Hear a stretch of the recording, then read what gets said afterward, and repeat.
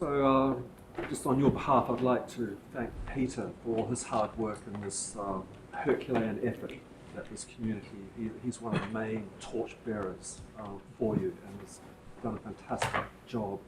And also Nic Smith, he's going to have the last word now, but I think we should give him another round of applause for all the work he's put into this meeting.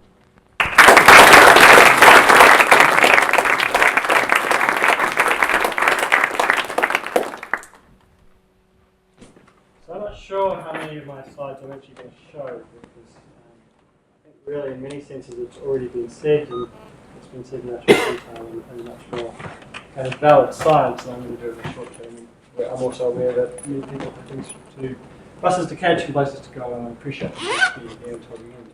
So I'll get rid of the boring stuff first. This is the overhead the Newton people deal with. So overheads are high-tech, blackboards are normal methods. It just says return your cards. If you have, can you leave your keys for either the college or the institute in the box at the front, and if you require a taxi, the desk at the front is organising that. If you could fill out the form before 1:30 today, they would find people in that front. This is William Harvey behind me, who is probably the one Oxford person who you could say is, in some senses, is part of this field.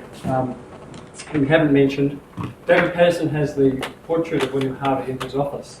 And the reason for this is that he was the physician to Oliver Cromwell.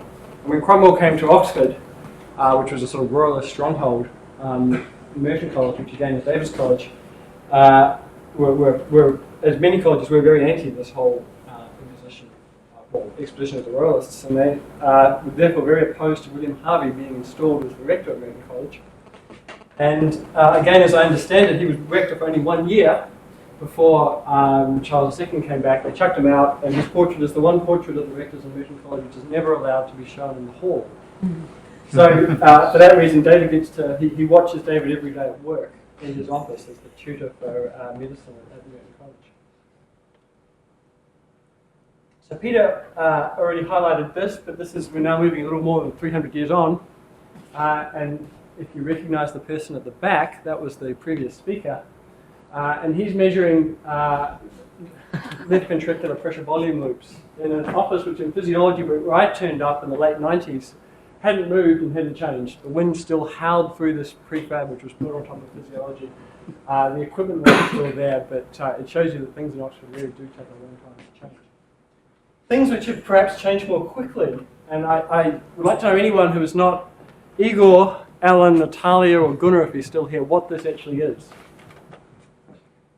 I tell you, it's a model in 1999. It's an atrium. I said you weren't supposed to participate. It's an atrium. This was a model which had a lot of development. And so here we have moved, and we've moved progressively. And Peter highlighted this into these, really fantastic models of anatomical realism. This is Natalia's. Peter Cole's group at Oxford has this, and Peter also highlighted that, and it's been a real feature of where this has come from in terms of adding that kind of detail. That goes across, and this is Yoss's data and some of our data in terms of coronary blood flow. Jack Lee and my group does a lot of image processing for that work and built these kind of models. And it really gives us the ability, as Bruce and Ian also showed, to start to understand these things from the ground up. And to start to understand the cell, the connective tissue, the vascular, and then obviously Purkinje's of Mark Wallett's work, and also ultimately the neural work, which David and I have been talking about. Something that we've talked a lot about at the kind of, before this program really got going this week, was the connection to data. And again, this echoes some of Peter's concept, Peter's ideas, but the questions of when a model works and when it doesn't work is going to be clear for any kind of clinical implementation. And being able to define what the boundaries and when something's appropriate.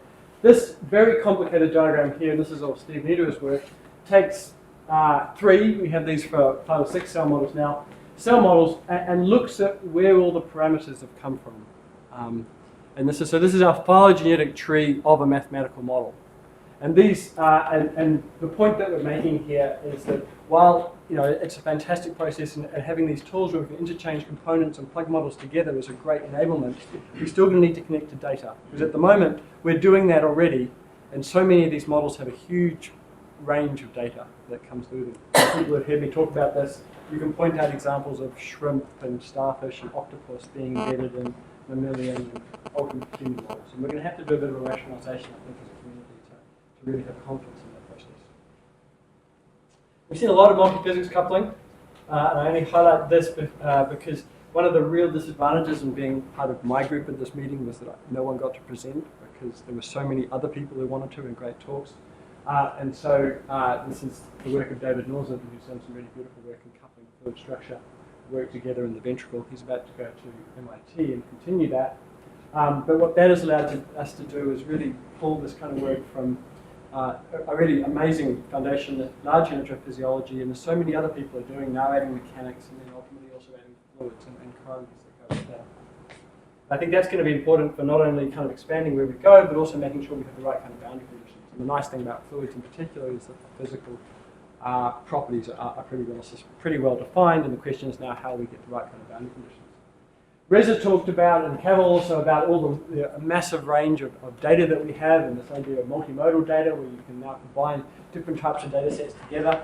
This is actually work from Reza's lab where they're combining endocardial maps registered within the MRI sequence, or in this case, looking at quantification of flows through the valves. And something that is a term that Alex Ferrangi was the first person I heard to coin it, was the idea of in silico imaging, where you use a model to derive properties that you couldn't otherwise see directly from the data. That's something that clinicians often get quite excited about when we talk about it, and that's going to be something which will be really exciting to see if we can make progress with in the future.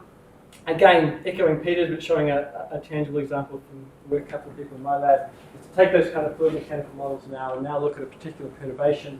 In this case here, what we're doing is simulating LVAD functions, where the LVAD cannula is placed through the apex of the left ventricle.